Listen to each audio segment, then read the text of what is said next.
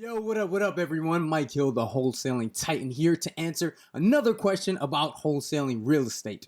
So, I was in Max Maxwell's Wholesaling Houses Elite Facebook group the other day, kind of answering some questions and just engaging with the community when I came across one of my very favorite questions, which is, what or how do I respond when a seller says, "You make me an offer on my house first"?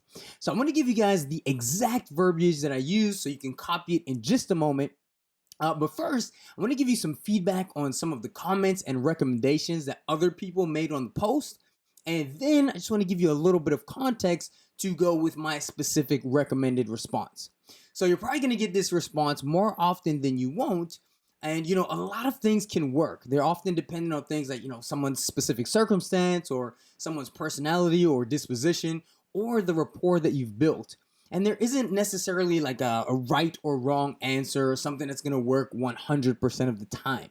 Now, with regards to some of the comments, a lot of people were giving advice along the lines of, tell them to wait a minute and you'll look at the numbers and then come back with your offer. Or another very popular one was, tell them you need more information and then set up an appointment to come out and see the property. Now, a lot of you guys probably know, I don't go and see the majority of my properties. And the reason is I just don't think it's a very good use of my time. I mean, in this case, this is the first contact with a seller.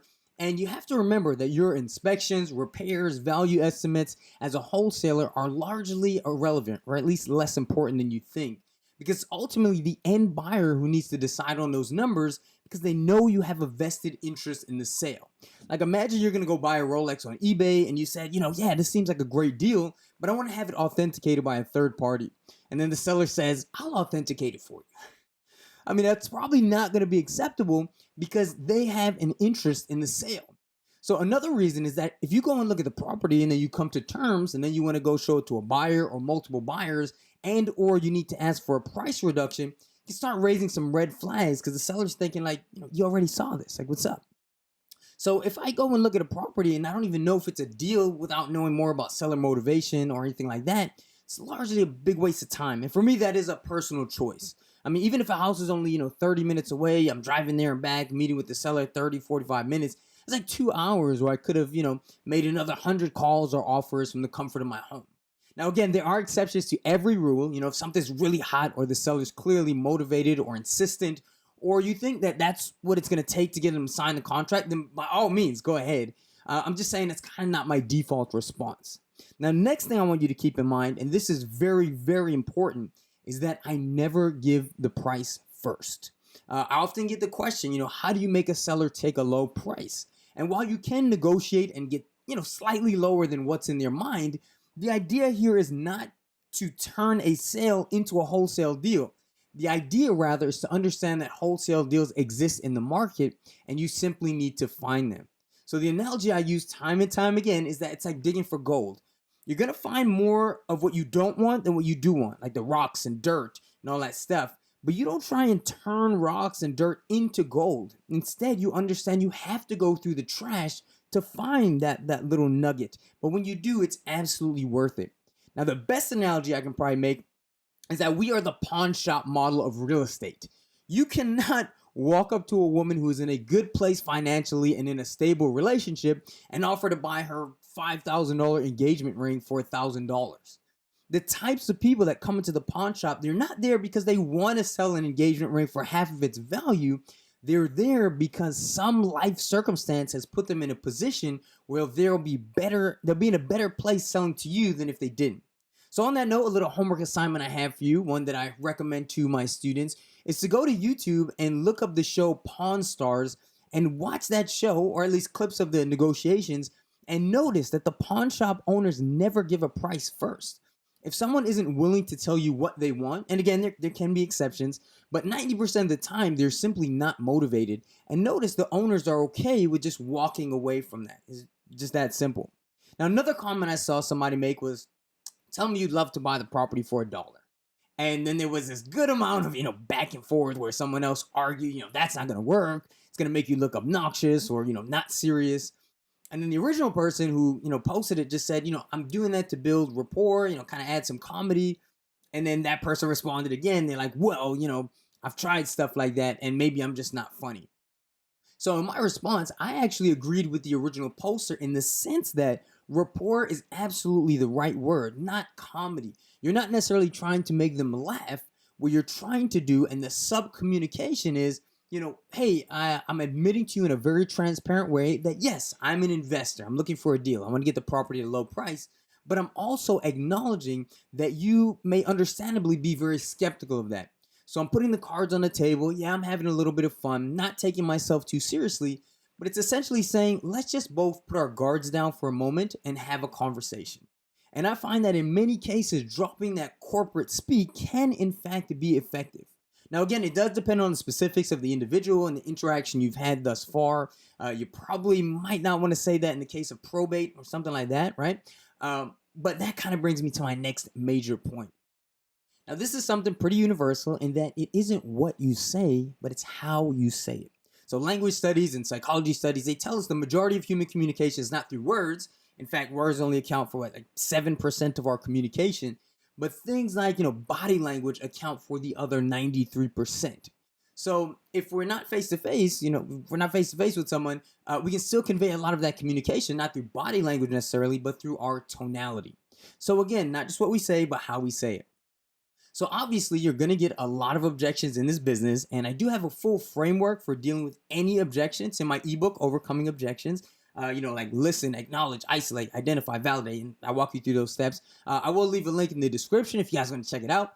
And in addition, to the general framework, I also give you the specific words that you should say to the 13 most common objections you'll encounter as a wholesaler. It took me a lot of time, money, very bad experiences to learn that stuff. So I highly, highly recommend you check it out. Very effective. But moving to the specific response for make me an offer first reply, right? I recommend you simply take the very nonchalant, not a big deal approach. A lot of times people will say, give me your offer. And then wholesalers, particularly new wholesalers, will really scramble and just try to like spit out a number.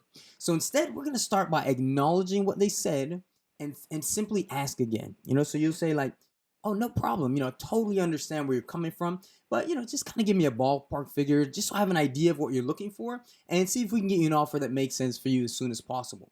And then you have to shut up.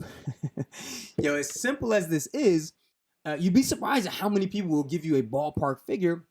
I'd say probably about 50% of the time, they'll just spit out a number. The silence part is also very important since a lot of people are just very awkward with silence and they feel a need to fill it. Now, if you still get a little bit of pushback, you want to maintain that same nonchalant, no big deal stuff, and you can go into a little bit of justification.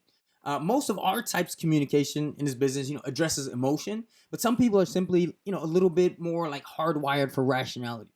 So that's when you say, I completely understand where you're coming from. You're wanting to get that offer up front. Believe me, I deal with homeowners all the time. I know all the stress and stuff you might feel during the selling process, but I want to assure you that we'll only do the deal if it's a win-win for both of us. There are no commitments, no obligations. On our side, we are looking at a few different options, and obviously we have to choose what makes the most sense for us as well. But given everything you've shared with me, I think we can make a deal that, would make us both very happy. That sound fair enough? And they'll say, yeah, okay.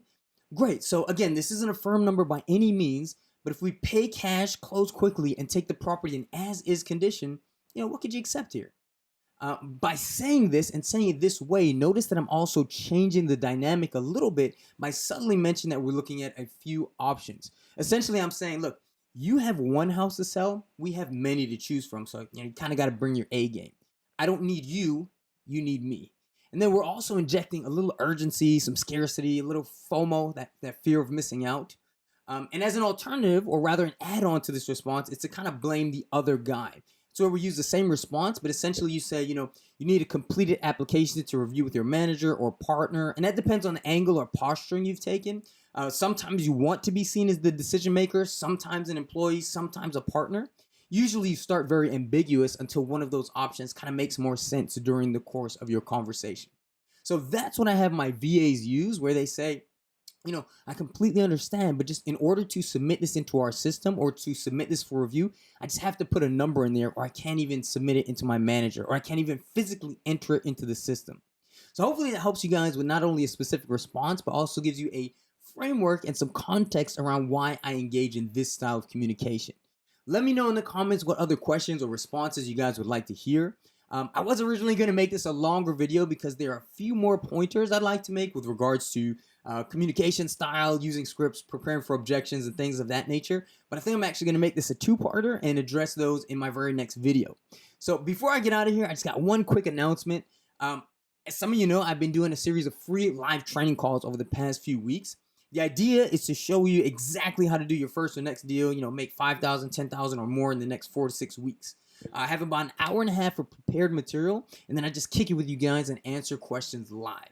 Now, the feedback has been really phenomenal. I really like that live format because it prompts you to focus more, take action, and allows me to answer your questions totally unfiltered. To see the live schedule and topics we're covering, you can go to wholesalingmike.info/register. I'll leave a link in the description. On the next call, I'm going to show you guys how to find motivated sellers. I'm going to show you one source of free leads you can use every single month. I'll show you my top 3 lists for finding motivated sellers, the new 5-step system for finding cash buyers, how to wholesale virtually without ever meeting a seller, buyer, going to the house, walk you through some actual case studies, and then do the live Q&A. The last few times I did these trainings, I spent about an hour and a half on the prepared materials, which comes from the survey questions from all you guys, by the way. And then we did live Q&A for like another 3.5 hours. So these calls have been like 4 or 5 hours, but it's going to be a lot of fun. Please bring your questions. And again, check the link for details. Again, the call is free. I'm putting it all out there. I'm also going to be probably making some special announcements, including I'm considering doing like a 3-day live virtual event. So definitely check it out. I'll have details on the next call. And if you have questions about talking to sellers, buyers, anything wholesaling related, always remember you can leave a comment here. And I highly, highly recommend you join my Facebook group. You can just go to Facebook, search Wholesaling with Mike. It's a public group. And remember that I do respond to your DMs. So give me a shout on Instagram at MikeHillTWT. So thank you guys again for watching and for your support of the channel. It means the world to me. If you got some value here, please do share it, especially on Facebook. Subscribe and remember to hit the bell notification for me so you can get notified when I have new videos. And it really does help the channel out a great deal. So I love y'all. Wish you much success and looking forward to answering your questions. I'll talk to you soon. Peace.